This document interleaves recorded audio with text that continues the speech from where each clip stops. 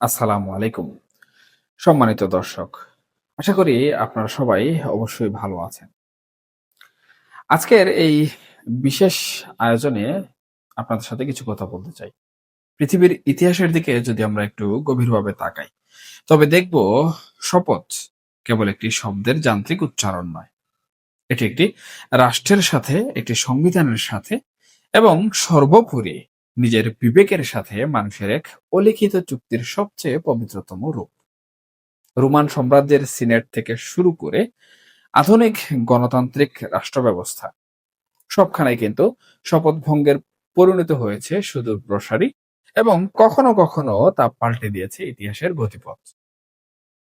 আজ আপনাদের সামনে এমন একটি বিষয় নিয়ে হাজির হয়েছি যা দৃশ্যত একটি সাধারণ আইনি ব্যাখ্যার মতো মনে হলেও এর ভেতরে কিন্তু লুকিয়ে আছে এই বাংলাদেশের রাজনীতির একটি গভীর এবং সম্ভবত সবথেকে জটিল দাবা খেলা। গত কয়েকদিন ধরে দেশের রাজনৈতিক অঙ্গনে, বিশেষ করে আইনি পাড়ায়, একটি মৃদু কিন্তু অত্যন্ত ধারালো গুঞ্জন শোনা যাচ্ছে। প্রখ্যাত আইনজীবী এবং আমাদের সংবিধান প্রণয়ন কমিটির অন্যতম সদস্য ব্যারিস্টার আমিরুল ইসলামের সুযোগ্য কন্যা ব্যারিস্টার তানিয়া আমির একটি অত্যন্ত চমকপ্রদ আইনি প্রশ্ন কিন্তু সামনে এনেছেন। প্রশ্নটি শুধু চমকপ্রদ নয়, এটি বর্তমান রাজনীতির হিসাব নিকাশকে একেবারে উলটপালট করে দেওয়ার মতো ক্ষমতা রাখে। তিনি কিন্তু আঙুল তুলেছেন ন্যাশনাল সিটিজেন পার্টি বা এনসিপি এবং বাংলাদেশ জামাতে ইসলামের সেই ৭৮ জন সংসদ সদস্যের দিকে, যারা সম্প্রতি সংবিধান সংস্কার পরিষদের সদস্য হিসাবে শপথ গ্রহণ করেছেন। এখন আপনি হয়তো খুব স্বাভাবিকভাবেই ভাবছেন, দেশের প্রয়োজনে তারা তো শপথ নিতেই পারেন, এতে আসলে সমস্যার কি আছে?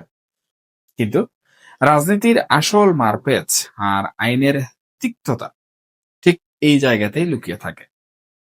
একজন নির্বাচিত প্রতিনিধি যখন সংসদ সদস্য হিসাবে প্রথম শপথ নেন, তখন তিনি সুস্পষ্টভাবে এই রাষ্ট্রের বিদ্যমান সংবিধানকে সমুন্নত রক্ষা করার এবং তা অক্ষরে অক্ষরে মেনে চলার শপথ করেন। কিন্তু তানিয়া আমির যে পয়েন্টটিতে অত্যন্ত সুকৌশলে আঘাত করেছেন, তা হলো আমাদের বর্তমান সংবিধানে সংবিধান সংস্কার পরিষদ বা এমন কোনো গণপরিষদের অস্তিত্ব একেবারেই কিন্তু নেই। এর কোনো আইনি তফসিলও সংবিধানে লিপিবদ্ধ নেই। সুতরাং যে কাঠামোর অস্তিত্বই খুদ সংবিধানে নেই, সেই কাঠামোর অধীনে যখন কোনো সংসদ সদস্য নতুন করে শপথ নিচ্ছেন, তখন তখন কি তিনি প্রকারান্তরে তার আগের সেই সংবিধান সমুন্নত রাখার শপথটি ভঙ্গ করছেন না? আইনের চোখে একটি শপথের বরখেলাপ হওয়া মানেই কিন্তু সেই শপথের কার্যকারিতা তাৎক্ষণিকভাবেই শূন্য হয়ে যাওয়া। আর শপথ যদি শূন্য হয়, তবে সেই সংসদ সদস্যের আসনটিও কি আইনিভাবে শূন্য হয়ে যায় না?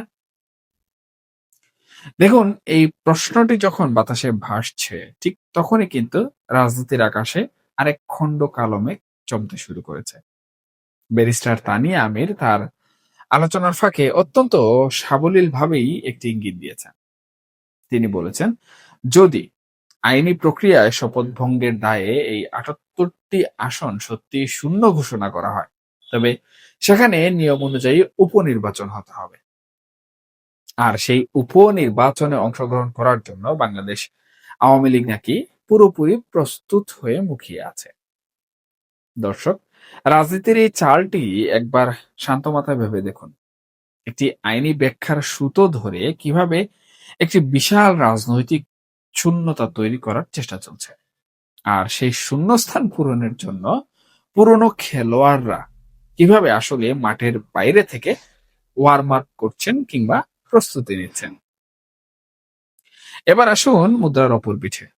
এই পুরো ঘটনা প্রবাহের দিকে দূরদৃষ্টি নিয়ে তাকালে বাংলাদেশ জাতীয়তাবাদী দল বা বিএনপির একটি নীরব অথচ অত্যন্ত তাৎপর্যপূর্ণ সিদ্ধান্ত কিন্তু আমাদের চোখে পড়ে। আপনারা ইতিমধ্যেই নিশ্চয়ই খেয়াল করেছেন, বিএনপি কিন্তু এই সাংবিধানিক পরিষদের শপথ গ্রহণ থেকে নিজেদেরকে অত্যন্ত সুকৌশলে সরিয়ে রেখেছে। এখন প্রশ্ন জাগে, কেন? বিএনপির নীতি নির্ধারকরা কি তবে অনেক আগেই এই আইনি ফাঁদটির কথা আঁচ করতে পেরেছিলেন? তারা কি কোনোভাবে বুঝতে পেরেছিলেন যে বিদ্যমান সংবিধানের বাইরে গিয়ে এমন কোনো অপরিচিত শপথ নিলে ভবিষ্যতে সেটি বড় ধরনের আইনি চ্যালেঞ্জ তৈরি হতে পারে এবং তাদের নির্বাচিত সদস্যদের আসন আইনি ঝুঁকির মুখে পড়তে পারে?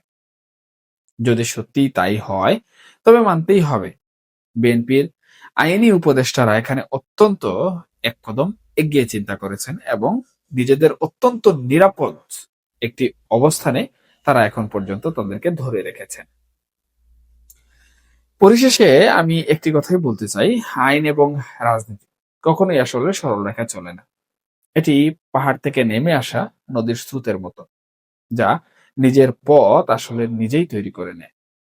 এনসিপি এবং জামাত কি সত্যি এক গভীর আইনি গেড়াকলে আটকা পড়ে গেল, নাকি তারা এর কোনো যুগসই আইনি বা রাজনৈতিক জবাব নিয়ে জনগণের সামনে হাজির হবে? সেটি দেখার জন্য আমাদের হয়তো আরো কিছুটা দিন সময় অপেক্ষা করতে হবে।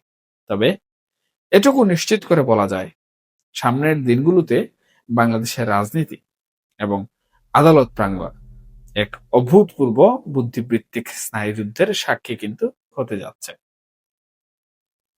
সুপ্রিয় দর্শক, অনেক কথাই বললাম, এখনকার মতো এ পর্যন্তই। আপনারা সবাই ভালো থাকবেন, সুস্থ থাকবেন এবং নিজেদের চিন্তার জগৎকে সবসময় প্রসারিত রাখবেন। এই বিষয়ে আপনাদের কোনো গুরুত্বপূর্ণ মন্তব্য থাকলে অবশ্যই কমেন্ট বক্সে জানাবেন। ভালো থাকুন, নিরাপদে থাকুন। আল্লাহ হাফেজ।